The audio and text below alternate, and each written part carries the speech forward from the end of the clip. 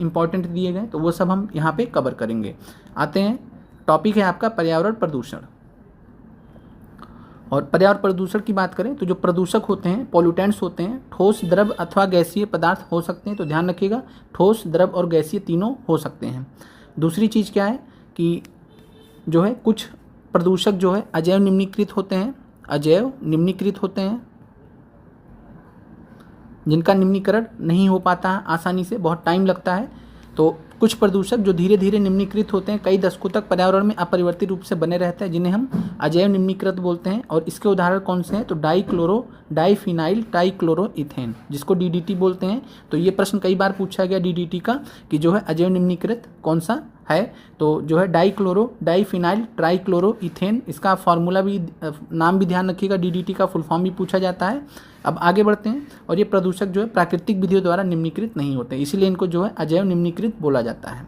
आगे बढ़ते हैं, वायुमंडलीय प्रदूषक की बात करें तो वायुमंडलीय प्रदूषण में जो है यहाँ पे सबसे पहले आपको क्षोभ मंडल के बारे में बताया गया है। और वायुमंडल का जो सबसे निचला क्षेत्र होता है, जिसमें मनुष्य तथा अन्य प्राणी रहते हैं, उसको हम किस नाम से जानते हैं? तो क्षोभ मंडल के नाम से जानते हैं।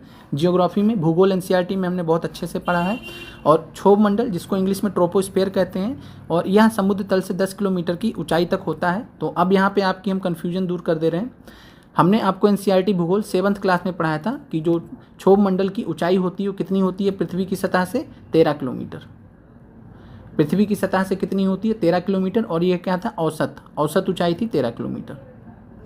औसत ऊंचाई कितनी है? 13 किलोमीटर। तो वहाँ पे आपको जो है औसत ऊंचाई दिया गया है, कहाँ से? पृथ्वी के सतह से औसत ऊंचाई 13 किलोमीटर। पहला चीज़ आपको ये ध्यान रखना। दूसरा, यहाँ पे क्या दिया है? समुद्र तल से 10 किलोमीटर की ऊंचाई। तो यहाँ कहाँ से ऊंचाई दी गई? समुद्र तल से दी गई, पृथ्वी की सतह से नहीं दी गई है, समुद्र तल से 10 किलोमीटर की ऊंचाई दी गई है। तो आपको विकल्प में इस तरीके से नहीं फंसाएगा, या तो प्रश्न में क्लियर कट आपसे समुद्र तल से ऊंचाई पूछेगा, नहीं तो आपको इन जनरल कॉमन देगा। तो आपका 13 किलोमीटर, अगर औसत ऊंचाई पूछेगा क्षोभ मंडल का, तो आपको 13 किलोमीटर जवाब देना है। इसके अलावा आपको एक चीज़ और भी ध्यान रखना है कि जो क्षोभ मंडल की ऊंचाई होती है, एक होता है ध्रुव और एक होता है इक्वेटर। तो भूमध्य रेखा पर जो क्षोभ मंडल की ऊंचाई होती है वो सबसे अधिक होती है 18 किलोमीटर तक। कहीं आपको 20 भी मिल जाएगा, तो उसमें आपको नहीं कन्फ्यूज होना है। कभी भी आयोग आपको इस तरीके से नहीं कन्फ्यूज करता है। तो 18 किलोमीटर ऊंचाई है अधिकतम भूमध्य रेखा पर। ध्रुव पर इसकी ऊंचाई जो है सबसे कम मानी जाती है। तो ध्यान रखिएगा, क्षोभ मंडल की ऊंचाई ध्रुव पर कितनी है? 8 किलोमीटर। 7 किलोमीटर भी आपको कहीं मिल जाएगा, उसमें आपको परेशानी होना कि 7 या 8 है, एक मान के चलिए, बस क्लियर है। तो सबसे कम कहाँ पे होता है? ध्रुव पे होता है। तो क्षोभ मंडल की ऊंचाई सबसे कम कहाँ पे होती है? ध्रुव पे होती है। सबसे अधिक कहाँ होती है? भूमध्य रेखा पर होती है, 18। और इसका हम औसत निकालेंगे तो औसत ऊंचाई जो हमारी 18 × 26 13 किलोमीटर औसत ऊंचाई हो जाएगी। तो ये आपको क्लियर है। और अगर आपसे प्रश्न स्पेशली पूछेगा कि जो है समुद्र तल से कितनी ऊंचाई होती है क्षोभ मंडल की, तो आपको आंसर बताना रहेगा 10 किलोमीटर। तो ये आपका डाउट क्लियर हो गया होगा। अब इसके बाद बात करें तो उसके ऊपर जो है समुद्र तल से 10 से 50 किलोमीटर के समताप मंडल स्ट्रेटोस्फीयर होता है। तो समताप मंडल का जब हम ऊंचाई देखेंगे समुद्र तल से, तो 10 से 50 किलोमीटर बोला जाएगा। कितना बोला जाएगा? समुद्र तल से 10 से 50 किलोमीटर, तो समताप मंडल हो जाएगा। और हमने आपको जियोग्राफी की क्लास में क्या बताया था? 15 से 50। तो आपको कन्फ्यूज नहीं होना, पृथ्वी की सतह से वो लिया जा रहा है दूरी, पृथ्वी की सतह से वो दूरी ली जा रही है। तो क्लियर है। आगे बढ़ते हैं। पृथ्वी की सतह से या तो आपको 15 से 50 दिया जाएगा, या तो आपको जो है 10 से 50 दिया जाएगा। दो ही ऑप्शन दिए जाएंगे, दोनों ऑप्शन एक साथ में नहीं दिया जाएगा। तो इस चीज़ का ध्यान रहे। अब आगे बढ़ते हैं। और अगर आपसे समुद्र तल से ऊंचाई पूछेगा तो आपको 10 से 50 बताना है, अदरवाइज आपको 15 से 50। आगे बढ़ते हैं। क्षोभ मंडल, तो ये आपको समताप मंडल क्लियर हो गया। इसके अलावा आपने मध्य मंडल भी पढ़ा होगा। मध्य मंडल जो सबसे ठंडा मंडल होता है, -80 डिग्री सेल्सियस तक टेम्परेचर होता है यहाँ पे। तो मध्य मंडल में -80 डिग्री तक टेम्परेचर होता है, सबसे ठंडा मंडल होता है मध्य मंडल। और समताप मंडल में हमने ये भी बात किया था, क्या पाया जाता है? ओजोन लेयर भी पाई जाती है, ओजोन परत भी पाई जाती है। मध्य मंडल की ऊंचाई 50 से 80 होती है। आगे बढ़ते हैं, हमने डिटेल में इनके बारे में बात किया है। अब आते हैं क्षोभ मंडल जो है धूल कणों से युक्त क्षेत्र होता है। तो क्षोभ मंडल कैसा क्षेत्र होता है? धूल कणों से युक्त होता है, जिसमें वायु अधिक जलवाष्प तथा बादल उपस्थित होते हैं। तो आपसे प्रश्न कई बार पूछा गया है, बादल किस मंडल में उपस्थित होते हैं? तो आपका आंसर होना चाहिए क्षोभ मंडल में। इस क्षेत्र में वायु के तीव्र प्रवाह एवं बादलों का निर्माण होता है। अगर आपसे प्रश्न पूछे बादलों का निर्माण किस मंडल में होता है, तो आपका आंसर होना चाहिए क्षोभ मंडल। फिर है समताप मंडल की बात करें।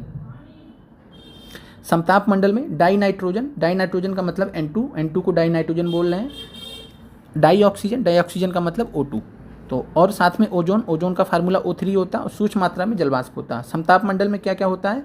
N2 होता है, O2 होता है, ओजोन पाया जाता है, ओजोन परत पाई जाती है, तो ओजोन गैस भी समताप मंडल में, और साथ में सूक्ष्म मात्रा में जलवाष्प भी होता है। आगे बढ़ते हैं। वायुमंडलीय प्रदूषण में मुख्यतः क्षोभ मंडलीय तथा समताप मंडलीय प्रदूषण का अध्ययन किया जाता है। तो जब हम वायुमंडलीय प्रदूषण की बात करते हैं तो ध्यान रखिएगा क्षोभ मंडलीय प्रदूषण की भी बात करते हैं, क्योंकि जो क्षोभ मंडल में प्रदूषण आता है तो वो हमें डायरेक्टली प्रभावित करता है।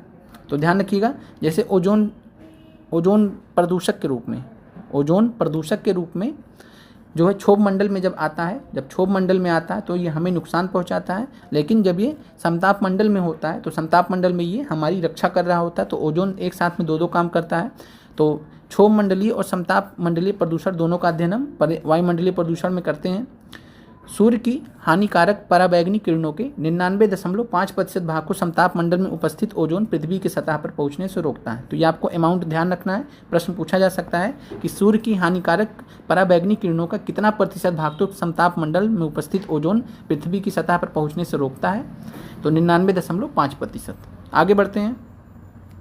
क्षोभ मंडलीय प्रदूषण की बात करें तो वायु में उपस्थित अवांछनीय ठोस अथवा गैस कणों के कारण क्षोभ मंडलीय प्रदूषण होता है। तो क्षोभ मंडलीय प्रदूषण किसके कारण होता है? वायु में उपस्थित अवांछनीय ठोस अथवा गैस कणों के कारण। उदाहरण देख लेते हैं। गैसीय वायु प्रदूषक जो गैसीय अवस्था में होते हैं, जैसे सल्फर, नाइट्रोजन तथा कार्बन की ऑक्साइड। जैसे सल्फर ऑक्साइड हो गया, सल्फर ट्राई ऑक्साइड भी होता है। तो ये सब जो है गैसीय ऑक्साइड हो गए। नाइट्रोजन के नाइट्रिक ऑक्साइड हो गया, नाइट्रोजन डाइऑक्साइड हो गया। तो ये सब जो है नाइट्रोजन के ऑक्साइड हो गए। कार्बन का आपको पता ही है CO2 है, कार्बन मोनोऑक्साइड है। तो ये सब जो है कार्बन के ऑक्साइड हो गए। Hydrogen sulphide H2S। फिर है हाइड्रोकार्बन जो हाइड्रोजन और कार्बन से मिलकर बने होते हैं, ऐसे यौगिक जैसे CH4। तो हाइड्रोजन और कार्बन से मिलकर बना तो CH4 हाइड्रोकार्बन में आ गया। फिर ओजोन की बात करें तो ओजोन O3। तो ये अनऑक्सी कारक। तो ध्यान रखिएगा, गैसीय वायु प्रदूषक के उदाहरण आपको समझ में आ गया होगा। अब आगे बढ़ते हैं। कणकीय प्रदूषण क्या होते हैं? तो जो कण के फॉर्म में होते हैं, कण के रूप में होते हैं, जैसे धूल, धूम्र, कोहरा, फुआरा, धुआं आदि। अब आते हैं गैसीय वायु प्रदूषक पर, और इसमें जो महत्वपूर्ण है उनके बारे में थोड़ा सा हम डिटेल में समझते हैं, क्योंकि इनसे आपसे प्रश्न पूछा जा सकता है। गैसीय वायु प्रदूषक पहला है सल्फर के ऑक्साइड। तो गैसीय वायु प्रदूषक सल्फर के ऑक्साइड की बात करें तो जीवाश्म ईंधन के दहन के परिणाम स्वरूप सल्फर के ऑक्साइड उत्पन्न होते हैं। तो आपसे प्रश्न कई बार पूछा गया परीक्षा में कि सल्फर के ऑक्साइड जो है किसके दहन के परिणाम स्वरूप ये पैदा होते हैं? तो जीवाश्म ईंधन के दहन के परिणाम स्वरूप। और ये मनुष्य गैस है जो मनुष्य और जंतुओं के लिए विषैली होती है। और इसके अलावा जो है सल्फर डाइऑक्साइड की बात करें तो यह डायरेक्टली जो है ज्वालामुखी विस्फोटों से भी निकलती है। ज्वालामुखी जब विस्फोट होते हैं तो उससे भी डायरेक्टली पर्यावरण में जाती है। इसीलिए SO2 को क्या बोलते हैं? प्राथमिक प्रदूषक भी बोलते हैं। बाकी इसके अलावा जो है जीवाश्म ईंधन के दहन के कारण भी ये डायरेक्टली पर्यावरण में जाता है, तो वैसे भी ये प्राथमिक प्रदूषक है। इसके बाद हम बात करते हैं, और जो है सल्फर के ऑक्साइड में जो मुख्यतः सल्फर डाइऑक्साइड ही होती है। और सल्फर डाइऑक्साइड की जो सूक्ष्म सांद्रता होती है, सूक्ष्म सांद्रता भी जो है मनुष्य में विभिन्न जो है श्वास संबंधी रोग, श्वसन संबंधी रोगों को जन्म देती है, जैसे अस्थमा, श्वसनी शोथ, जिसको ब्रोंकाइटिस बोलते हैं, एस्फाइसीमा, ये सब। तो ध्यान रखिएगा, अस्थमा, ब्रोंकाइटिस, एस्फाइसीमा किसके कारण होता है? तो ये जो है सल्फर डाइऑक्साइड के कारण। सूक्ष्म सांद्रता मनुष्य में इन रोगों को जन्म देती है। आगे बढ़ते हैं। सल्फर डाइऑक्साइड के कारण आंखों में जलन होती है, आंखें इससे लाल हो जाती हैं, आंसू आने लगते हैं। SO2 की उच्च सांद्रता फूलों की कलियों में कड़ापन उत्पन्न करती है। तो महत्वपूर्ण पॉइंट है, ध्यान रखिएगा। SO2 की उच्च सांद्रता फूलों की कलियों में कड़ापन उत्पन्न करती है, जिससे पौधों से शीघ्र गिर जाती है। आगे बढ़ते हैं। नाइट्रोजन के ऑक्साइड की बात करें तो नाइट्रोजन के ऑक्साइड में वायु के प्रमुख अवयव डाई नाइट्रोजन और डाई ऑक्सीजन। तो आपको पता है वायु में डाई नाइट्रोजन कितना पाया जाता है? N2 कितना? डाई नाइट्रोजन N2 को ही बोला जा रहा है 78%।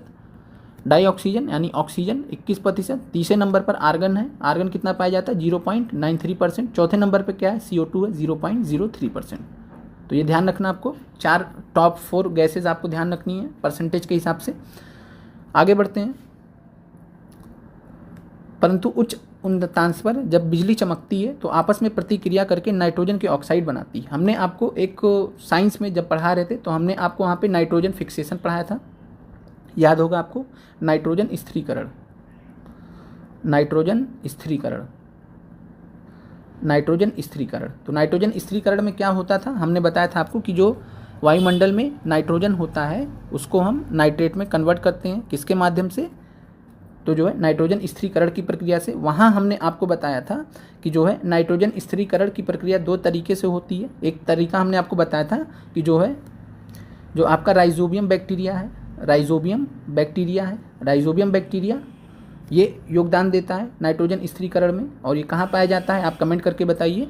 इसके अलावा हमने दूसरा आपको क्या बताया था कि जो है जब बिजली कड़कती है, जब बिजली चमकती है, लाइटनिंग होती है, बिजली चमकती है, तब हमने वहाँ पे आपको बताया था कि जब बिजली चमकती है तब नाइट्रोजन का N2 का जो है स्थिरीकरण होता है नाइट्रेट में। आइए इसको समझते हैं ये कैसे होता है। तो ये आपने पढ़ा था, आपको समझ में नहीं आया होगा कि ये कैसे होता है, वहाँ चूँकि डिटेल में बताया नहीं गया था। यहाँ पे आप डिटेल में समझ लीजिए कि बिजली जब चमकती है तो नाइट्रेट जो है, नाइट्रोजन गैस जो है N2 जो है नाइट्रेट में कैसे कन्वर्ट होता है, और ये जो है फिर स्थिरीकरण होने के बाद ये कैसे पौधों के लिए सहायक होता है, समझते हैं। और आपसे प्रश्न ये पूछा जाएगा नाइट्रोजन स्थिरीकरण किन किन माध्यमों से होता है, तो एक ऑप्शन आपको राइजोबियम बैक्टीरिया देगा, दूसरा आपको दे देगा बिजली चमकने से। अब आते हैं, जब बिजली चमकती है उच्च उन्नतांश पर, जब बिजली चमकती है, लाइटनिंग होती है, तो आपस में प्रतिक्रिया करके नाइट्रोजन के ऑक्साइड बना लेती है। N2 ऑक्सीकरण पर नाइट्रेट आयन बनाती है जो मृदा में घुलकर उर्वरक का काम करती है। तो N2 जो है, N2 गैस वो नाइट्रेट में कन्वर्ट हो जाती है और ये जो है मृदा में घुलकर उर्वरक का काम करती है। तो ध्यान रखिएगा, बिजली चमकने पर जो N2 होता है किस में कन्वर्ट होता है, नाइट्रेट में, और नाइट्रेट में जो है नाइट्रेट मृदा में आसानी से घुल जाती है, उर्वरक का काम करती है, मृदा उसको ग्रहण कर लेती है, फिर पौधों में जाता है। अब आगे बढ़ते हैं।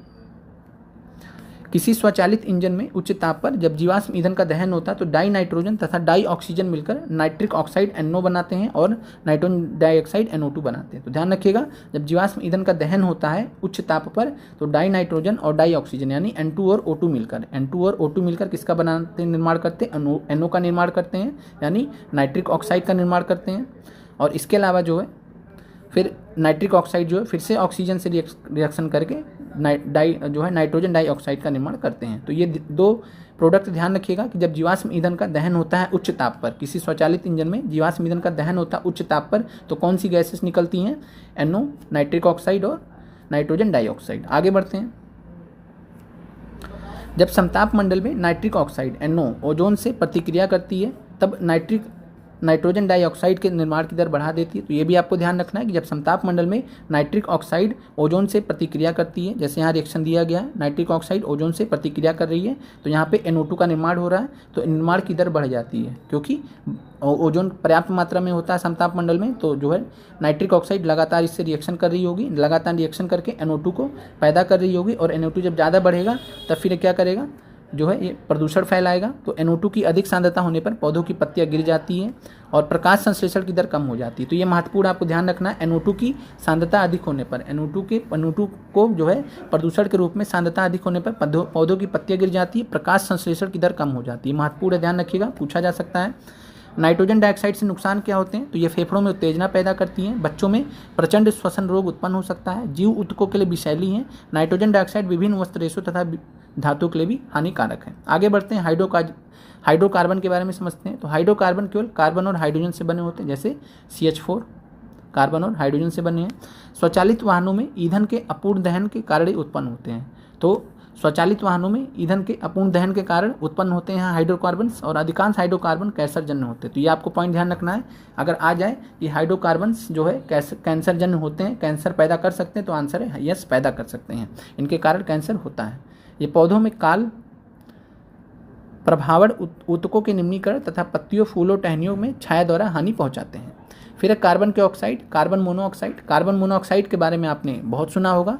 जो कार्बन मोनोऑक्साइड गैस होती है आपने सुना होगा कि जब इसकी मात्रा बढ़ती है प्रदूषण में तो ये जो है हमारे सांस लेने की क्षमता को प्रभावित करता है, हमारे जो ब्लड है उसको प्रभावित करता है, ब्लड फ्लो को बॉडी में प्रभावित करता है। तो आइए इसको समझते हैं। कार्बन मोनोऑक्साइड गंभीर वायु प्रदूषकों में से एक है। ये रंगहीन तथा गंधहीन, तो ये ध्यान रखिएगा, रंगहीन तथा गंधहीन होती है। इसमें विभिन्न अंगों तथा ऊतकों के लिए दी जाने वाली ऑक्सीजन के प्रवाह को रोकने की सामर्थ्य होती है। तो यही इसका पॉइंट है।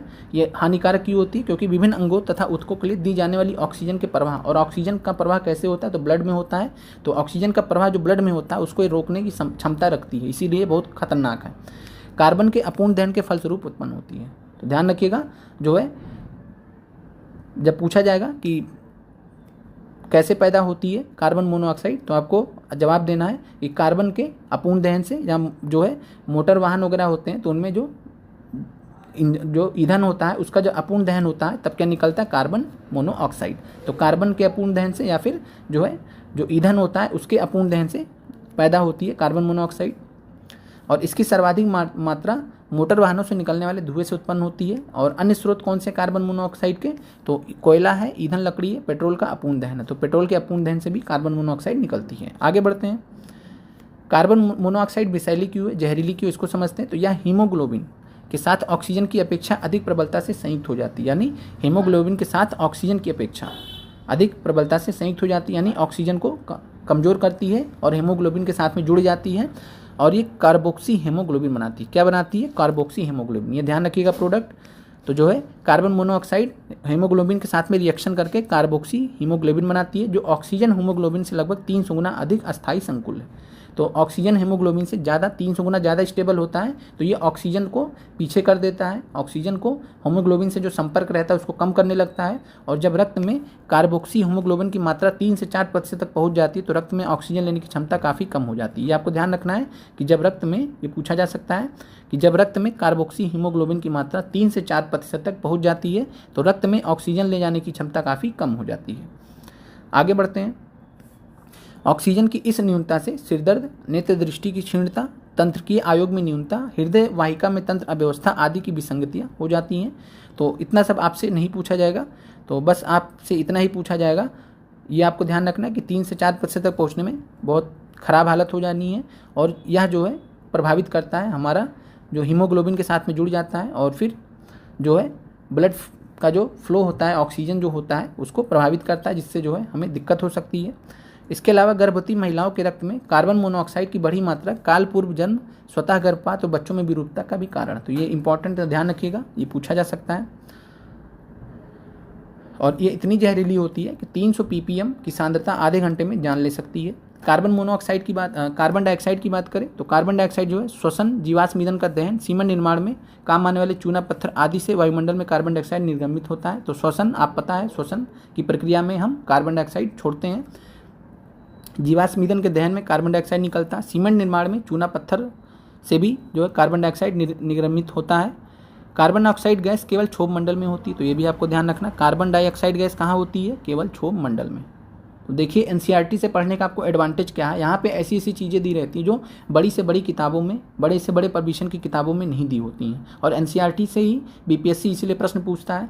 अभी मान लीजिए कार्बन डाइऑक्साइड, अगर आपने ये चैप्टर नहीं पढ़ा होगा और वहाँ प्रश्न पूछ ले कि कार्बन डाइऑक्साइड जो है कहाँ पाई जाती है, किस मंडल में पाई जाती है, आप कन्फ्यूज़ हो जाएंगे। अगर 4 मंडल दे देगा कन्फ्यूज हो जाएंगे, लेकिन यहाँ से पढ़े रहेंगे तो एनसीईआरटी पढ़ने का ये एडवांटेज है कि अगर एग्जामिनर ने यहाँ से प्रश्न बनाए तो आपके गलत नहीं होने। और बहुत महत्वपूर्ण अभी टॉपिक और भी आने वाले हैं, तो अंत तक जरूर देखें वीडियो को, और ज़्यादा से ज़्यादा लाइक शेयर करें, कमेंट करें। अब आते हैं टॉपिक पर। तो कार्बन डाइऑक्साइड गैस केवल क्षोभ मंडल में पाई जाती है, होती है। वायुमंडल में इसकी मात्रा आयतन के अनुसार 0.03% होती है। तो ध्यान रखिएगा, वायुमंडल में इसकी मात्रा आयतन के अनुसार 0.03% होती है। जीवाश्म ईंधन के अधिक उपयोग से वायुमंडल में कार्बन डाइऑक्साइड की अधिक मात्रा निर्गमित होती है। तो जीवाश्म ईंधन जितना ज़्यादा प्रयोग करते हैं कार्बन डाइऑक्साइड की मात्रा उतनी ज़्यादा निकलती है। और कार्बन डाइऑक्साइड की अधिकता जो होती है हरित पौधों द्वारा कम कर दी जाती है। तो कार्बन डाइऑक्साइड को कम कैसे किया जाता है? तो हरे पौधे द्वारा। कैसे किया जाता है? तो आपको पता है, प्रकाश संश्लेषण द्वारा, जिससे वायुमंडल में CO2 की यथेष्ट मात्रा बनी रहती है, यानी एक जो बैलेंस बना रहता है। हरे पौधों में प्रकाश संश्लेषण के लिए CO2 की आवश्यकता होती है, बहुत अच्छे से पता है आपको। फलता ऑक्सीजन मुक्त होती है इसमें और संतुलित चक्र बना रहता है। लेकिन वनों के कटने से जीवाश्म ईंधन के अधिक दहन के कारण वायुमंडल में CO2 की मात्रा बढ़ती रहती है। और कार्बन डाइऑक्साइड की बढ़ी हुई मात्रा जो किसमें योगदान देती है? भूमंडलीय तापन में। भूमंडलीय ताप वृद्धि बोलिए या भूमंडलीय तापन बोलिए, ग्लोबल वार्मिंग। आगे बढ़ते हैं, अब ग्लोबल वार्मिंग पे आते हैं। भूमंडलीय ताप वृद्धि एवं हरित गृह प्रभाव। यहाँ पे आपको एक अच्छा पॉइंट दिया गया कि सौर ऊर्जा का 75% भाग पृथ्वी की सतह द्वारा अवशोषित कर लिया जाता है। तो ध्यान रखिएगा, प्रश्न अगर आपसे पूछा जाए कि पृथ्वी की सतह द्वारा सौर ऊर्जा का कितना प्रतिशत भाग अवशोषित कर लिया जाता है, तो आंसर होगा 75% भाग। इस टाइप के प्रश्न बहुत पूछता है आयोग इन्वायरमेंट में। फिर शेष ऊष्मा वायुमंडल में पुनः विकृत कर दी जाती है। ऊष्मा का कुछ भाग वायुमंडल में उपस्थित गैस जैसे कार्बन डाइऑक्साइड, ओजोन, क्लोरोफ्लोरोकार्बन यौगिक और जलवाष्प द्वारा प्रग्रहित कर ली जाती है, जिससे वायुमंडल के ताप में वृद्धि होती है। यही भूमंडलीय ताप वृद्धि का कारण है। तो आप इसको, हमने इससे पहले भी आपको समझाया, एक बार फिर से भी समझा देते हैं। अब होता क्या है, पृथ्वी की सतह है, ये वायुमंडल है, वायुमंडल का क्षेत्र है। अब जो है सूर्य के प्रकाश से आई तो 75% जो है अवशोषित हुआ, 75% अवशोषित हुआ। जो प्रकाशीय ऊर्जा है 75% अवशोषित किया गया। तो यहाँ पे 75% भाग जो है सौर ऊर्जा का पृथ्वी की सतह द्वारा अवशोषित किया जाएगा। शेष ऊष्मा वायुमंडल में पुनः विकृत कर दिया जाएगा।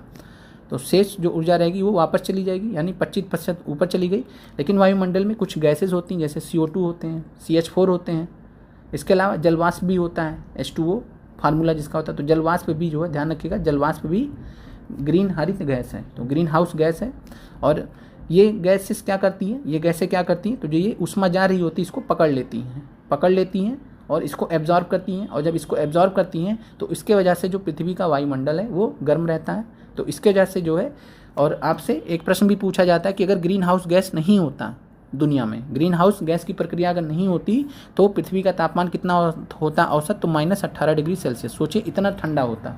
तो ग्रीन हाउस गैस जो है एक कह सकते हैं एक बैलेंस स्तर पर, जब प्रदूषण नहीं होता था तब ये पृथ्वी के लिए बहुत ही फायदेमंद थी। लेकिन आज के डेट में जो है भूमंडलीय तापन की वजह से, कार्बन डाइऑक्साइड की मात्रा बढ़ने की वजह से जो है ये बहुत ज़्यादा नुकसान कर रही है। तो अत्यधिक गर्म हो रहा है। जितना गर्म होना चाहिए था पृथ्वी की सतह को, पृथ्वी के वायुमंडल को, उससे कई गुना ज़्यादा गर्म हो रहा है। तो इसलिए जो है दिक्कतें भी पैदा कर रही है। तो ये आपको समझ में आ गया होगा। तो मैं फिर से आपको भूमंडलीय ताप वृद्धि या हरित गृह प्रभाव समझा दे रहा हूँ। तो सौर ऊर्जा का 75% भाग पृथ्वी की सतह द्वारा अवशोषित कर लिया जाता है, जिससे इसके ताप में वृद्धि होती है। शेष ऊष्मा वायुमंडल में पुनः विकृत कर दी जाती है। ऊष्मा का कुछ भाग वायुमंडल में उपस्थित गैसें होती हैं, जैसे कार्बन डाइऑक्साइड, ओजोन, क्लोरोफ्लोरोकार्बन यौगिक और जलवाष्प द्वारा प्रग्रहित कर ली जाती है, यानी ग्रहण कर ली जाती है, और जिससे वायुमंडल के ताप में वृद्धि होती है। यही भूमंडलीय ताप वृद्धि का कारण है।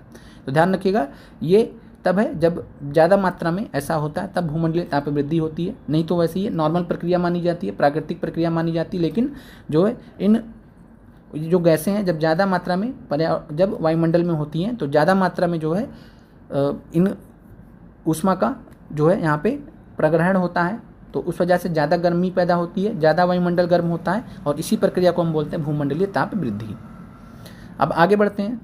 बाकी एक बार आप इसको पढ़ लीजिएगा, समझाया गया है हरित गृह प्रभाव को।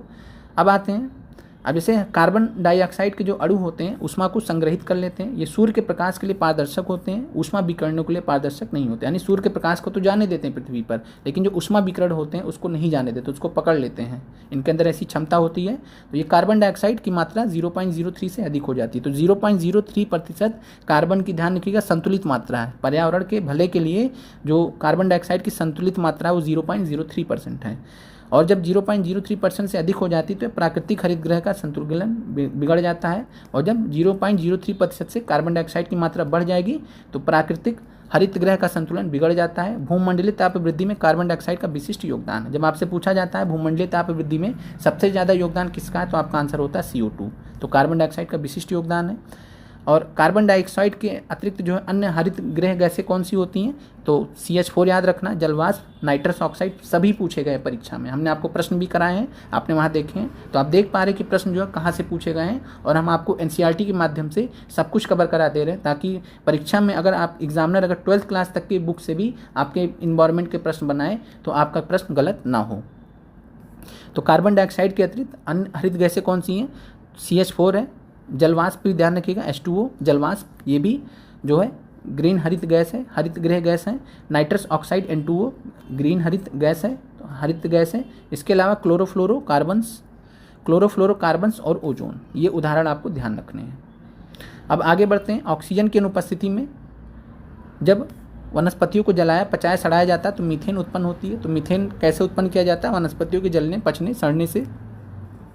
मीथेन कहाँ से पैदा होती है? तो ये आपसे कई बार परीक्षा में पूछा गया। तो धान के खेतों में मीथेन उत्पन्न होती है। तो अगर आपसे पूछे कौन सा जो है प्रदूषक धान के खेतों से निकलता है या कौन सा ग्रीन हाउस गैस धान के खेतों से निकलता है, तो आंसर होगा मीथेन। फिर कोयले की खानों से निकलती है, दलदली क्षेत्रों से, तो दलदली भूमियों से भी मीथेन गैस निकलती है और जीवाश्म ईंधनों द्वारा अधिक मात्रा में मीथेन उत्पन्न होती है। अब आगे बढ़ते हैं, क्लोरोफ्लोरोकार्बन्स की बात कर ले तो मनुष्य द्वारा निर्मित रसायन है। क्लोरोफ्लोरोकार्बन क्या मनुष्य द्वारा बनाए गए हैं और ये वायु प्रशीतक आदि में काम आता है। तो एयर कंडीशनर वगैरह में काम आता, पता है आपको। क्लोरोफ्लोरोकार्बन भी ओजोन परत को हानि पहुंचा रहे हैं। तो क्लोरोफ्लोरोकार्बन भी ओजोन परत को हानि पहुंचा रहे हैं। तो ये ध्यान रखिएगा, क्लोरोफ्लोरोकार्बन किसको नुकसान पहुंचा रहे हैं? ओजोन परत को। नाइट्रस ऑक्साइड वातावरण में प्राकृतिक रूप से उत्पन्न होता है। पिछले कुछ वर्षों में जीवाश्म ईंधन तथा उर्वरकों के प्रयोग से इसकी मात्रा में उल्लेखनीय वृद्धि हुई है।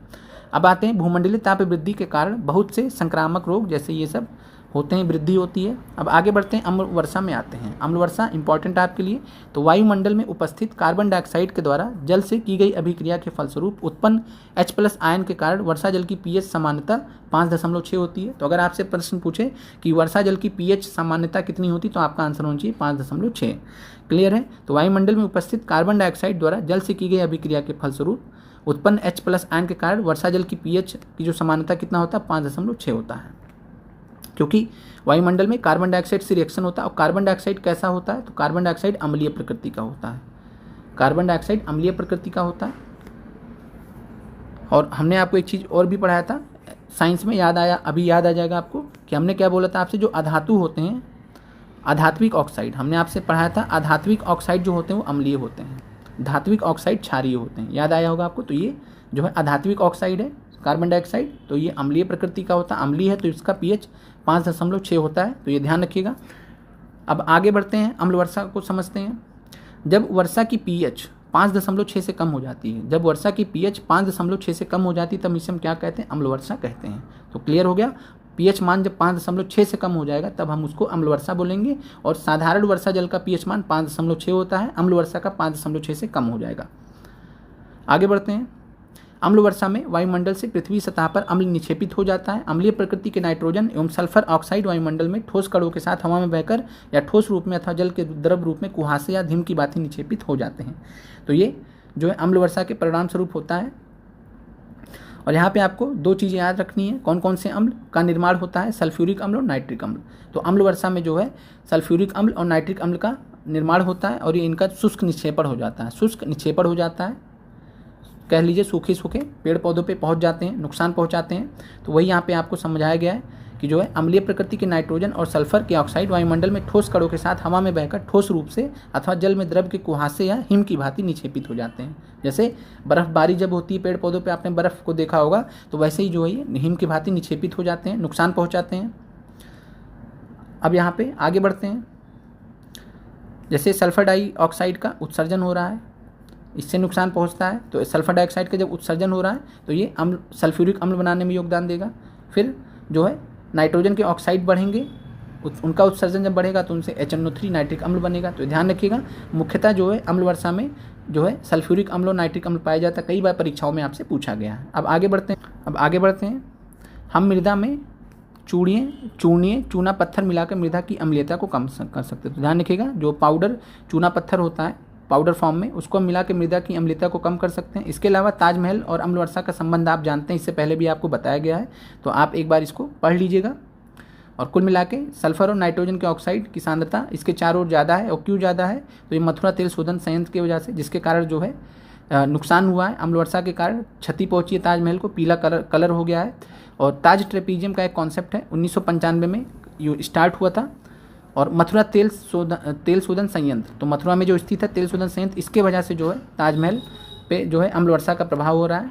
और ताज ट्रेपीजियम की मदद से जो है बचाने की प्रयास किया जा रहा है। और इस क्षेत्र में जो आगरा, फिरोजाबाद, मथुरा और भरतपुर नगर शामिल है। तो ध्यान रखिएगा, ताज ट्रेपीजियम में आगरा, फिरोजाबाद, मथुरा और भरतपुर नगर शामिल हैं। और इन्हें ताज ट्रेपीजियम प्रोग्राम के तहत जो है काफ़ी सारे जो है मतलब जितने भी विषैली गैसें हैं इनको जो है उत्पादन नहीं करना होता है, इनको रोका जाता है। और वहाँ पे जो है उसके बदले जो इनको जो प्रकृति संबंधी जो गैसेज होती हैं, जैसे यहाँ पे ट्रेपीजियम में जो है स्थित 2000 से भी अधिक उद्योग ईंधन के रूप में कोयला अथवा तेल के स्थान कोयला और तेल का प्रयोग नहीं कर रहे हैं और इसके स्थान पर प्राकृतिक गैस उनको प्रयोग कराया जा रहा है। तो एलपीजी का प्रयोग जो है करेंगे, ऐसा बात इसमें कहा गया है बचाने के लिए। अब आगे बढ़ते हैं।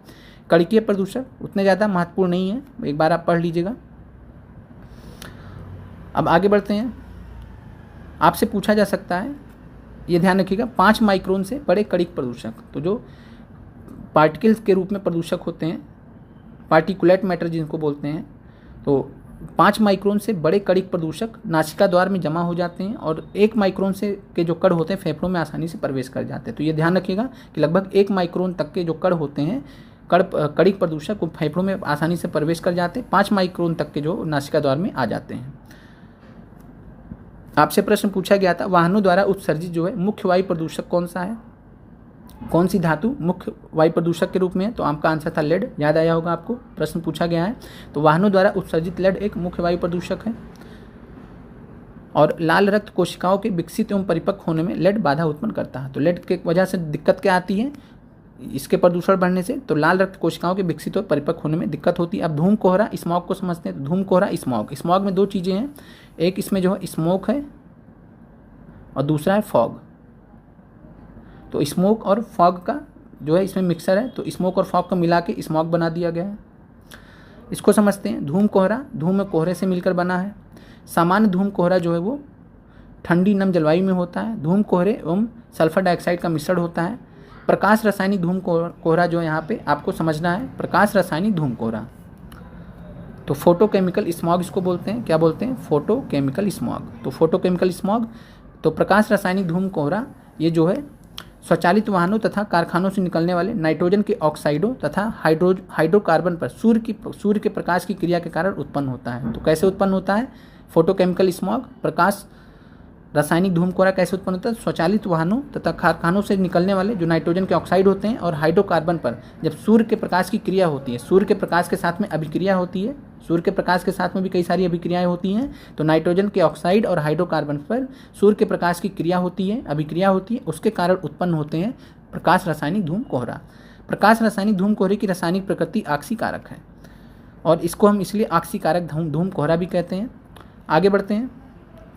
और इसका निर्माण की यहाँ पे बात की गई है। तो निर्माण में जो है तो जीवाश्म ईंधनों का दहन होता है और इससे कई प्रदूषक उत्सर्जित होते हैं, जैसे हाइड्रोकार्बन। जब ईंधन जो है दहित नहीं होता है तो अदहित जो ईंधन होता है हाइड्रोकार्बन का निर्माण करता है। और इसके अलावा नाइट्रिक ऑक्साइड, तो नाइट्रिक ऑक्साइड मुख्यतः प्रदूषक होते हैं जो उत्पन्न होते हैं।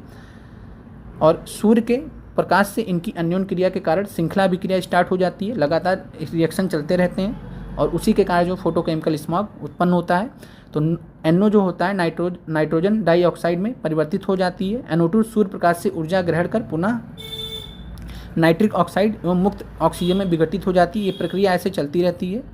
तो कुल मिला के जो है आपको ध्यान रखना है। बाकी इसके अलावा आपको NO2 के बारे में एक चीज़ ध्यान रखना है कि NO2 जो है एक भूरी गैस है जिसका उच्च स्तर धुंध का कारण हो सकता है। तो NO2 एक भूरी गैस है और अगर ज़्यादा मात्रा में है तो ये इसका कारण धुंध भी हो सकता है। तो आपको ये चीज़ समझ में आ गया होगा कि जो फोटोकेमिकल स्मॉग है वो कैसे बनता है। तो हाइड्रोकार्बन और नाइट्रिक ऑक्साइड की जो है सूर्य के प्रकाश से अभिक्रिया के फलस्वरूप।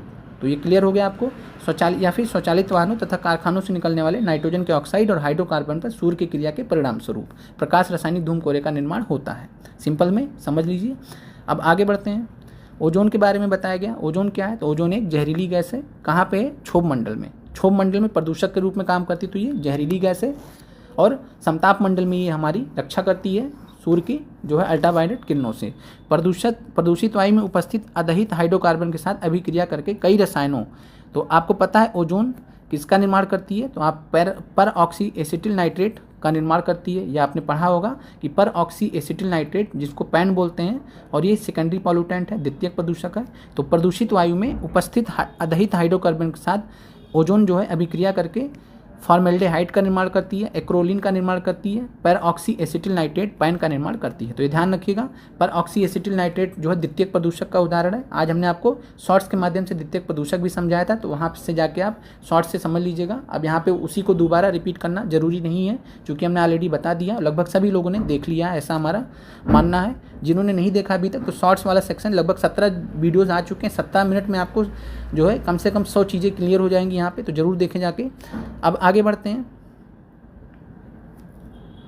और प्रकाश रासायनिक जो है धूम कोहरे का प्रभाव वगैरह जो है एक बार पढ़ लीजिएगा, बहुत ज़्यादा इससे नहीं पूछा जाएगा, बस इतना पूछा जाएगा कौन से प्रकार में आते हैं ये, तो जो है द्वितीयक प्रदूषक में आते हैं। और हमने ऑलरेडी आपको प्राथमिक और द्वितीयक प्रदूषक बता दिया। अब यहाँ पे रासायनिक धूम कोहरे के प्राथमिक पूर्वगामी, प्राथमिक पूर्वगामी का मतलब होता है प्राइमरी पॉल्यूटेंट्स। प्राथमिक प्रदूषक को यहाँ पे प्राथमिक पूर्वगामी बोला, जैसे NO2 और हाइड्रोकार्बन।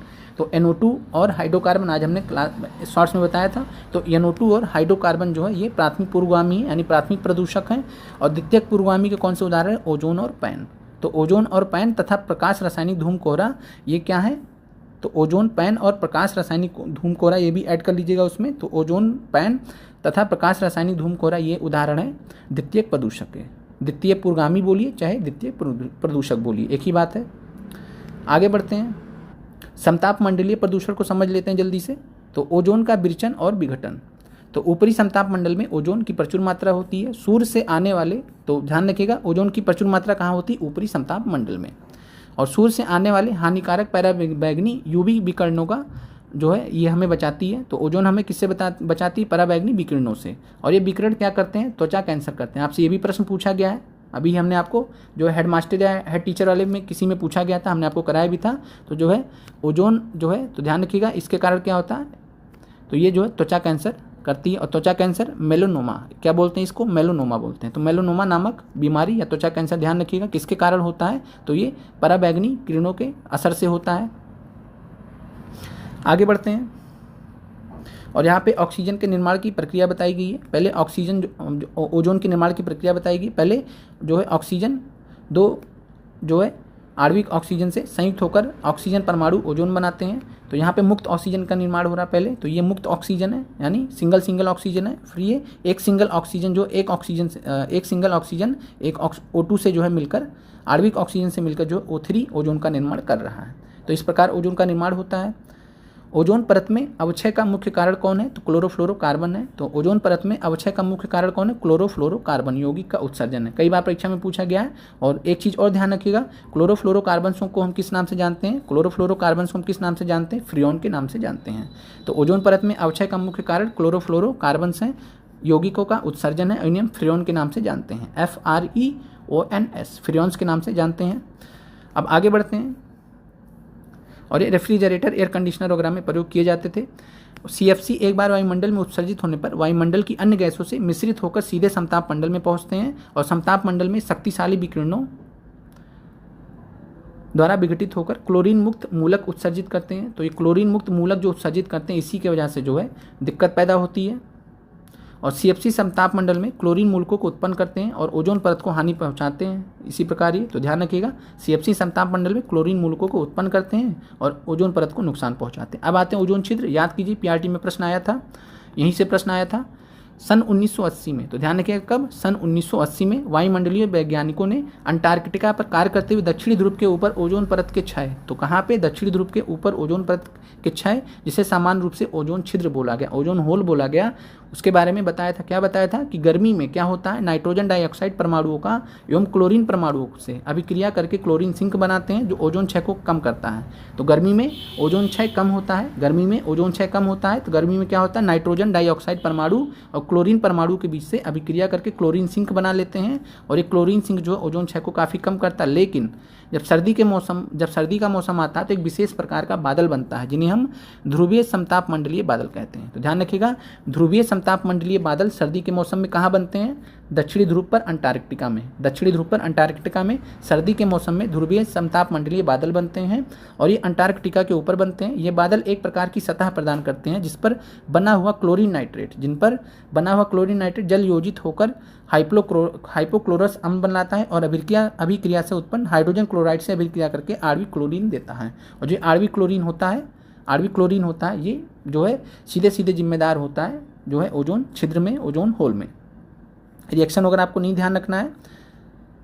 और बसंत में अंटार्कटिका पर जब सूर्य का प्रकाश लौटता है तो सूर्य की गर्मी बादलों को विखंडित करती है। तो जब बसंत में अंटार्कटिका पर सूर्य का प्रकाश फिर से लौटता है तो सूर्य की गर्मी जो बादलों को विखंडित करती है। लेकिन सर्दियों में क्या करती है? सर्दियों में ध्रुवीय समताप मंडल जो बादल होते हैं ये जो योगदान देते हैं किसमें? तो ओजोन छिद्र में। तो आपको ये कॉन्सेप्ट क्लियर हो गया होगा ओजोन छिद्र का। तो आपने आज देखा आपकी क्लास में कि कितना सारा चीज़ें आपको जो एक क्लास से आपको पूरे पीआरटी में पूछी गई हैं, और ये सब चीज़ें आपको पूरे यूट्यूब पे कोई नहीं पढ़ाता है, सब अपना अपना टॉपिक पढ़ाने में लगे रहते हैं। तो आपको इस चीज़ को समझना है कि अगर आपको जो है बीपीएससी के एग्ज़ाम में सफल होना है तो आपको एनसीईआरटी पे कमांड करना ही पड़ेगा। अब आगे बढ़ते हैं, और जैसे हमने बात किया था जो क्लोरीन मूलक होते हैं, Cl2 वगैरह होते हैं या Cl वगैरह होते हैं, तो ये ओजोन क्षय के लिए श्रृंखला अभिक्रिया आरंभ कर देते हैं, और इस श्रृंखला अभिक्रिया चलती रहती है, ओजोन क्षय होता रहता है। ओजोन परत क्षय के प्रभाव, तो ओजोन क्षय जो है इसके प्रभाव से होता क्या है, तो हमने अब इसके बारे में देख लिया है, तो फिर से देख लेते हैं। पराबैंगनी विकिरण से त्वचा का जीर्ण होता है, तो जाने कि त्वचा का जीर्ण मतलब त्वचा बहुत कमजोर हो जाती है, मोतियाबिंद हो सकता है, सनबर्न हो सकता है, त्वचा कैंसर हो सकता है, पादप प्लकों की मृत्यु हो सकती है, मत्स्य उत्पादन की क्षति, ये सब हो सकती है। तो ध्यान रखिएगा कि जब भी ओजोन परत का क्षय होगा तो अधिकाधिक पराबैंगनी विकिरण क्षोभ मंडल में क्षनित होंगे, यानी क्षोभ मंडल में आ जाएंगे। ऐसे नहीं आ रहे थे, अब तक अवशोषित किए जा रहे थे ओजोन परत द्वारा, लेकिन ओजोन परत का क्षय होगा तो अधिकाधिक पराबैंगनी विकिरण क्षोभ मंडल में आ जाएंगे क्षण के, और पराबैंगनी विकिरण से त्वचा का जीर्ण होता है, मोतियाबिंद होता है, सनबर्न होता है, त्वचा कैंसर आपसे पूछा गया कई बार, पादप प्लकों की मृत्यु, ये सब भी होता है। तो ध्यान रखिएगा। अब आगे बढ़ते हैं, जल प्रदूषण की बात करें तो रोगजनक, तो यहाँ पे जो है मानव अपशिष्ट में बात करें तो मानव अपशिष्ट में एसिडिकिया कोली, स्ट्रेप्टोकोकस फैक्यूलस आदि ये सब जीवाणु होते हैं जो जठरांत बीमारियों के कारण होते हैं। तो ध्यान रखिएगा, जठरांत बीमारियों के कारण कुछ जीवाणु होते हैं, कुछ रोगजनक होते हैं, मानव अपशिष्ट में पाए जाते हैं, जिनका नाम है एसिडिका कोली और स्ट्रेप्टोकोकस फैक्यूलस, ये सब जीवाणु हैं। अब आते हैं कार्बनिक अपशिष्ट पर, और इसमें जो है हमने आपको घुलित ऑक्सीजन का कॉन्सेप्ट वगैरह अभी हम आपको आगे बताएंगे। यहाँ पे आपको बस इतना ध्यान रखना है कि जल में घुलित ऑक्सीजन जलीय जीवन के लिए बहुत महत्वपूर्ण होता है। यदि जल में घुलित ऑक्सीजन की सांद्रता 6 ppm से नीचे हो जाए तो मछलियों का विकास रुक जाता है। तो ध्यान रखिएगा कि जल में घुलित ऑक्सीजन जीवन के लिए महत्वपूर्ण है। जल में जो जीव होते हैं कैसे ऑक्सीजन लेते हैं, घुलित ऑक्सीजन लेते हैं, डिजॉल्व ऑक्सीजन लेते हैं, और यदि जल में घुलित ऑक्सीजन की मात्रा सांद्रता 6 ppm से कम हो जाएगी तो मछलियों का विकास रुक जाएगा। जल में ऑक्सीजन या तो वातावरण या कई जलीय पौधों के द्वारा दिन में प्रकाश संश्लेषण प्रक्रम में पहुँचती है, रात में प्रकाश संश्लेषण रुक जाता है, परंतु पौधे श्वसन करते रहते हैं, जिससे जल में घुलित ऑक्सीजन कम हो जाती है। घुलित ऑक्सीजन सूक्ष्म जीवाणु द्वारा कार्बनिक यौगिकों के ऑक्सीकरण में भी उपयोग में ली जाती है। तो जो सूक्ष्म जीवाणु होते हैं वो घुलित ऑक्सीजन का भी प्रयोग करते हैं ऑक्सीकरण में। तो इस प्रकार जो जल में घुलित ऑक्सीजन से ही काम चलता है। अब आगे बढ़ते हैं, अब बीओडी को समझते हैं। याद कीजिए, प्रश्न पूछा गया था जैव रासायनिक ऑक्सीजन मांग बीओडी, तो जैव रासायनिक ऑक्सीजन मांग बीओडी आपसे प्रश्न पूछा गया था। क्या प्रश्न पूछा गया था, अभी उस पर आते हैं। पहले आप समझिए कि जैव रासायनिक ऑक्सीजन मांग होता क्या है। इसकी इंग्लिश होती है बायोलॉजिकल ऑक्सीजन डिमांड। तो जल के एक नमूने के निश्चित आयतन में उपस्थित कार्बनिक पदार्थ को विखंडित करने के लिए जीवाणु द्वारा आवश्यक ऑक्सीजन को हम जैव रासायनिक ऑक्सीजन मांग कहते हैं। तो जीवाणु द्वारा जो है आवश्यक जो ऑक्सीजन होती है ताकि जो है कार्बनिक पदार्थ को विखंडित किया जा सके उस स्थान पर जीवाणु के द्वारा, तो उसको हम जैव रासायनिक ऑक्सीजन मांग बोलते हैं, बायोलॉजिकल ऑक्सीजन डिमांड बोलते हैं, या बायोकेमिकल बायोलॉजिकल ऑक्सीजन डिमांड बोलते हैं। और यहाँ पे आपसे प्रश्न पूछा गया था कि जो है अत्यधिक बीओडी का क्या मतलब होता है। आपसे प्रश्न पूछा गया था कि बीओडी अगर ज़्यादा होगा, हाइयर बीओडी रहेगा, अत्यधिक बीओडी रहेगा, तो उसका मतलब क्या होगा, तो अत्यधिक प्रदूषित जल में 17 ppm या इससे अधिक हो सकता है। तो यहीं से प्रश्न लिया गया था। समझिए इसको आप कि जब स्वच्छ जल की बीओडी का मान 5 ppm से कम होता है, तो स्वच्छ जल का बीओडी 5 ppm से कम होता है। लेकिन जो ज़्यादा बीओडी होता है, हाई बीओडी होता है, वो क्या दर्शाता है, अत्यधिक प्रदूषित जल को। तो आपका आंसर उसमें क्या था, प्रदूषण को, यानी जल प्रदूषण है, प्रदूषित है, तो ये 17 ppm या इससे अधिक होता है। तो ये ध्यान रखिएगा। फिर है रासायनिक प्रदूषक। रासायनिक प्रदूषक की बात करें तो जो है रासायनिक प्रदूषक में यहाँ पे कुछ आपको उदाहरण दिए गए, जैसे कैडमियम, मरकरी, निकल वगैरह। और इसमें जो है आगे बढ़ते हैं, एक बार पढ़ लीजिएगा, बहुत कुछ खास इंपॉर्टेंट नहीं है। यहाँ पे पीसीबी के बारे में ध्यान रखिएगा। ये पीसीबी जो है ये कैंसर जन्य होते हैं, कैंसर पैदा कर सकते हैं। पीसीबी का फुल फॉर्म देख लीजिएगा एक बार। और ये रासायनिक प्रदूषक होते हैं पॉलीक्लोरिनेटेड बाइफिनाइल पीसीबी। तो पीसीबी का फुल फॉर्म ध्यान रखिएगा, पॉलीक्लोरिनेटेड बाइफिनाइल। औद्योगिक रसायन में होते हैं ये। आगे बढ़ते हैं, और जल निकायों में कई बार क्या होता है, जल निकायों में पौष्टिक अभिवृद्धि फलस्वरूप ऑक्सीजन की कमी के कारण सुपोषण होता है।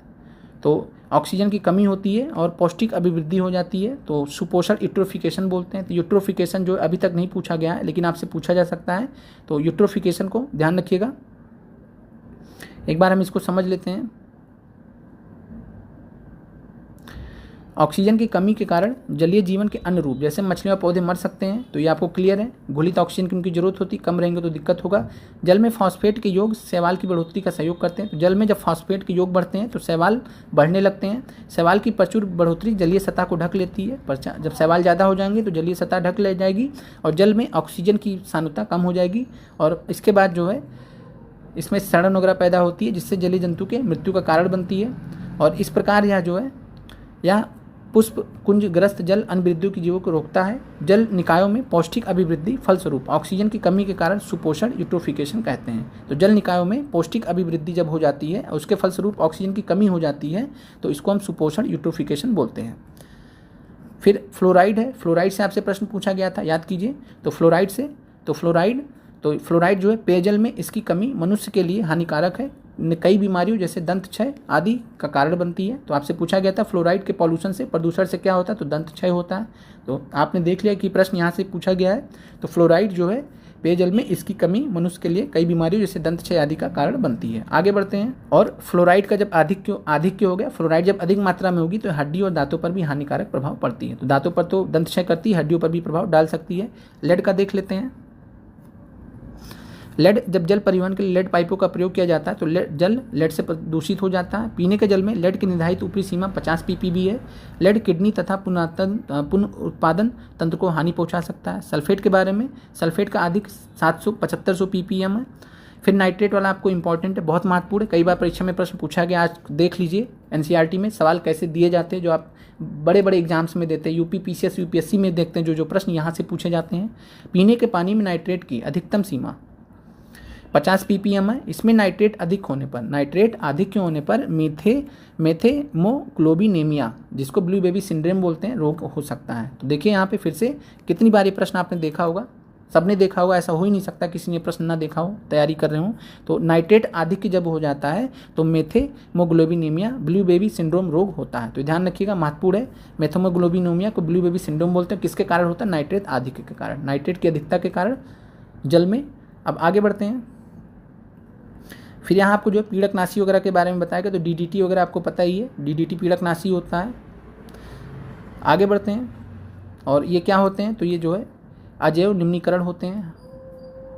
आगे बढ़ते हैं। इसमें एल्ड्रिन और डाई एल्ड्रिन भी होते हैं, तो एल्ड्रिन और डाई एल्ड्रिन भी होते हैं, साथ में जो डीडीटी भी होते हैं। डीडीटी का फुल फॉर्म हमने देख लिया है। फिर इसके बाद जो है ऊष्मीय शक्ति संयंत्र जो होते हैं, तो ऊष्मीय शक्ति जो संयंत्र होते हैं उसमें ध्यान रखिएगा, वो उड़न राख को उत्पन्न करते हैं, जिनको हम फ्लाई ऐश बोलते हैं, ये भी प्रदूषण उत्पन्न करते हैं। तो ऊष्मीय शक्ति संयंत्र होते हैं, वहाँ से उड़न राख फ्लाई ऐश उत्पन्न होता है। ये यूपीएससी में सवाल पूछा गया ये। और ये जो है जैव अनिम्नीकरण अपशिष्ट उत्पन्न होते हैं, तो इनके द्वारा जो है, और इसके साथ में जो लौह स्टील संयंत्र होते हैं, वात्य भट्टी होती है, धातुमल स्टील प्रगलन धातुमल उत्पन्न करते हैं। इनके सबके द्वारा जो है क्या होता है, जैव अनिम्नीकरण अपशिष्ट उत्पन्न होता है, जो आसानी से जो है पर्यावरण से नहीं हटता है। आगे बढ़ते हैं। फिर स्वच्छ भारत मिशन के बारे में दिया गया है, तो स्वच्छ भारत मिशन के बारे में, और जो है 2 अक्टूबर 2019 को स्टार्ट किया गया था, तो ध्यान रखिएगा। फिर है ग्रीन फ्यूल किसे कहते हैं, प्लास्टिक अपशिष्ट से प्राप्त ईंधन की उच्च ऑक्टेन दर होती है, इसमें लेड नहीं पाया जाता, इसे हरित ईंधन कहते हैं। तो ध्यान रखिएगा, हरित ईंधन को क्या कहते हैं, तो हरित ईंधन प्लास्टिक अपशिष्ट से प्राप्त ईंधन की उच्च ऑक्टेन दर, उच्च हाई ऑक्टेन रेट होती है उसमें। तो प्लास्टिक अपशिष्ट से प्राप्त ईंधन की उच्च ऑक्टेन दर जिसमें लेड नहीं होता, तो ध्यान रखिएगा हरित ईंधन में क्या नहीं होता, लेड नहीं होता। लेड प्रदूषण पैदा करता है, तो उसको नहीं रखा जाता है। फिर आगे बढ़ते हैं। बायोगैस वगैरह का आपको पता है, बैक्टीरिया के द्वारा इनका संवर्धन कर मीथेन बनाया जाता है। तो बायोगैस से जो है मीथेन गैस का उपयोग किया जाता है, समानता बायोगैस के नाम से जाना जाता है। बायोगैस का उपयोग बिजली के उत्पादन में होता है। तो बायोगैस में आपको पता मुख्यतः 75% जो है मीथेन गैस होती है, उसमें उसी का प्रयोग किया जाता है। और जो कंपोस्ट खाद होता है, ये जैव निम्नीकरण होता है। जैव निम्नीकरण का मतलब होता है ये जो है आसानी से परिवर्तित हो जाता है, टूट जाता है चीज़ों में, जिससे जो है पर्यावरण या मिट्टी में जो है कन्वर्ट हो जाता है। अब आगे बढ़ते हैं। हरित रसायन आपका काम का नहीं है, जो आपके काम का था वो हमने आपको बता दिया है। बाकी ये सब आपसे नहीं पूछा जाएगा, बहुत रेयर चांस है पूछने के। बाकी बेंजीन, टॉल्यूइन, कार्बन टेट्राक्लोराइड ये सब अत्यधिक विषैले होते हैं, वैसे पूछा नहीं जाएगा। टेट्राक्लोरोथीन का इस्तेमाल जो है कपड़ों के निर्जल धुलाई में होती है, तो ये हरित रसायन है, तो ध्यान रखिएगा। टेट्राक्लोरोएथिलीन, तो टेट्राक्लोरोएथीन ये कपड़ों की निर्जल धुलाई में इनका प्रयोग होता है, पेपर के विरंजन में इनका प्रयोग होता है। बाकी आपका आज का क्लास समाप्त होता है और हम आपको जो है एक बार 2 मिनट लगेगा प्राथमिक प्रदूषक और द्वितीयक प्रदूषक एक बार फिर से समझा दे रहे हैं, ताकि जिन लोगों ने क्लास नहीं की थी, नहीं देखा शॉर्ट्स, हम यहाँ पे समझा दे रहे हैं, क्योंकि लगे हाथ क्लास कंप्लीट हो जाए। आपसे ये प्रश्न पूछा गया था 15 मार्च को पीआरटी में, निम्नलिखित में से कौन सा द्वितीयक प्रदूषक है? CO2, carbon monoxide, HF। तो पहला चीज़ CO2 ध्यान रखिए, CO2 तो है तो मुख्यतः ग्रीन हाउस गैस है, लेकिन ये प्राथमिक प्रदूषक माना जाता है, तो प्राथमिक प्रदूषक है। कार्बन मोनोऑक्साइड ये भी प्राथमिक प्रदूषक है। HF के बारे में ध्यान दिए, HF का जो पूरा नाम होता है हाइड्रोफ्लोरिक एसिड होता है, तो ध्यान रखिएगा हाइड्रोजन फ्लोराइड नहीं होता है, एक्चुअली में इसका असली नाम क्या होता है? Hydrofluoric acid. तो इसका पूरा नाम क्या होता है? Hydrofluoric acid. हाइड्रोफ्लोरिक एसिड, और ये कैसे बनता है? तो जो है हाइड्रोजन फ्लोराइड का रिएक्शन होता है जल के साथ में, और तब निर्माण होता है हाइड्रोफ्लोरिक एसिड का, हाइड्रोफ्लोरिक अम्ल का। और ये जो है प्राथमिक प्रदूषक ये भी है, प्राथमिक प्रदूषक ये भी है, तो तीनों प्राथमिक प्रदूषक थे, तो आपका ये आंसर होगा उपयुक्त में से कोई नहीं। और हमने जब आपको एनालिसिस कराया था, जो आपने 2000 PIQs देखा होगा, तो शायद हमने वहाँ पे आपको आंसर HF बताया था, तो आप उसको, वो त्रुटि थी, सही कर लीजिएगा, हमने ध्यान नहीं दिया था, तो इस चीज़ को आप ध्यान रखिएगा। द्वितीयक प्रदूषक ये नहीं है, इस तीनों के तीनों प्राथमिक प्रदूषक है। अब आगे बढ़ते हैं। प्राथमिक प्रदूषक क्या होते हैं? तो प्राथमिक प्रदूषक प्राइमरी पॉल्यूटेंट्स ऐसे प्रदूषक होते हैं जो मानवीय गतिविधियों या प्राकृतिक प्रक्रियाओं द्वारा, तो 2 तरीके से प्राथमिक प्रदूषक उत्पन्न हो सकते हैं, मानवीय गतिविधियों द्वारा या प्राकृतिक प्रक्रियाओं द्वारा। जैसे उदाहरण लेते हैं सल्फर डाइऑक्साइड का। सल्फर डाइऑक्साइड जो है प्राकृतिक प्रक्रिया, जैसे ज्वालामुखी विस्फोट वगैरह जब होता है, ज्वालामुखी जब लावा वगैरह बाहर आता है, तो ज्वालामुखी विस्फोट से कई सारी जो है गैसेस बाहर आती है, उसमें मुख्यतः सल्फर डाइऑक्साइड होता है, कार्बन डाइऑक्साइड भी होता है, इसके अलावा जलवाष्प भी भारी मात्रा में निकलता है, तो ये सब पर्यावरण को प्रदूषित करते हैं। सल्फर डाइऑक्साइड निकलता है जो ज्वालामुखी विस्फोट से पर्यावरण को प्रदूषित करता है, डायरेक्ट प्रदूषित करता है, तो इसलिए जो चीज़ें डायरेक्ट प्रदूषित करेंगी पर्यावरण को, उनको प्राथमिक प्रदूषक बोलते हैं। ये क्लियर हो गया। दूसरा, प्राकृतिक प्रक्रियाओं के परिणाम स्वरूप जो है ये निकलती हैं, तो अभी हमने शुरू में उदाहरण देखा था कि प्राकृतिक प्रक्रियाओं के परिणाम स्वरूप जो है सल्फर डाइऑक्साइड गैसें निकलती हैं, कार्बन डाइऑक्साइड गैसें निकलती हैं, कार्बन मोनोऑक्साइड गैसें निकलती हैं प्राकृतिक प्रक्रियाओं के माध्यम से, जैसे गाड़ी वगैरह जो चलती हैं, और इससे वायुमंडल में सीधे उत्सर्जित होते हैं, तो ऐसे प्रदूषकों को हम बोलते हैं प्राथमिक प्रदूषक। उदाहरण देख लेते हैं। कार्बन मोनोऑक्साइड बात कर लिया हमने सबके बारे में, सल्फर डाइऑक्साइड, नाइट्रोजन के ऑक्साइड जिसमें नाइट्रिक ऑक्साइड महत्वपूर्ण है, बाकी नाइट्रोजन डाइऑक्साइड भी है, BOC है वोलेटाइल ऑर्गेनिक कंपाउंड। BOC का जो हिंदी में क्या कहते हैं? तो BOC को वाष्पशील कार्बनिक यौगिक बोलते हैं, तो वाष्पशील कार्बनिक यौगिक है। इसके अलावा PM पार्टिकुलेट मैटर, तो PM पार्टिकुलेट मैटर सामान्यतः जो है ये रखे जाते हैं प्राथमिक प्रदूषक में, कुछ हैं जो द्वितीयक में रखे गए, लेकिन आपको जनरली पूछा जाएगा तो पार्टिकुलेट मैटर आपका ये प्राथमिक प्रदूषक में काउंट होगा। NH3 अमोनिया प्रदूषक के रूप में प्राथमिक प्रदूषक है। HF हाइड्रोफ्लोरिक एसिड, तो ध्यान रखिएगा HF का पूरा नाम क्या है? Hydrofluoric acid. और इसके अलावा हाइड्रोकार्बन HC, हाइड्रोकार्बन HC, तो हाइड्रोकार्बन HC ये भी किसका उदाहरण है? तो ये भी जो है प्राइमरी पॉल्यूटेंट का है, प्राथमिक प्रदूषक का उदाहरण है। तो इसके अलावा CO2 तो है ही, तो ये आपको उदाहरण ध्यान रखने, परीक्षा में बार बार पूछा जाता है।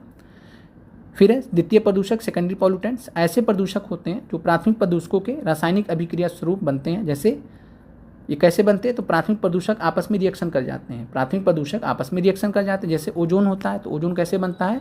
तो नाइट्रेट जो नाइट्रोजन के ऑक्साइड होते हैं वो BOC के साथ में रिएक्शन कर जाते हैं, BOC के साथ में रिएक्शन कर जाते हैं, और सूर्य के प्रकाश की उपस्थिति में वाष्पशील कार्बनिक यौगिक जो वाष्प होते हैं इनके साथ में रिएक्शन करके सूर्य के प्रकाश की उपस्थिति में, अभी हमने देखा था कि पैन कैसे बनता है, तो सेम लगभग वैसी प्रक्रिया कुछ ओजोन के बनने की है, तो ध्यान रखिएगा। और ओजोन का हमने ये भी देखा था कि ऑक्सीजन के साथ में भी, ऑक्सीजन पहले दो ऑक्सीजन में टूटता है और साथ में फिर एक ऑक्सीजन जो है इस तरीके से रिएक्शन होता है, तो इस तरीके से भी निर्माण होता है, और इस तरीके से भी निर्माण होता है, तो ये भी ध्यान रखिएगा। तो ओजोन जो है ये द्वितीयक प्रदूषक का उदाहरण है, पैन द्वितीयक प्रदूषक का उदाहरण है।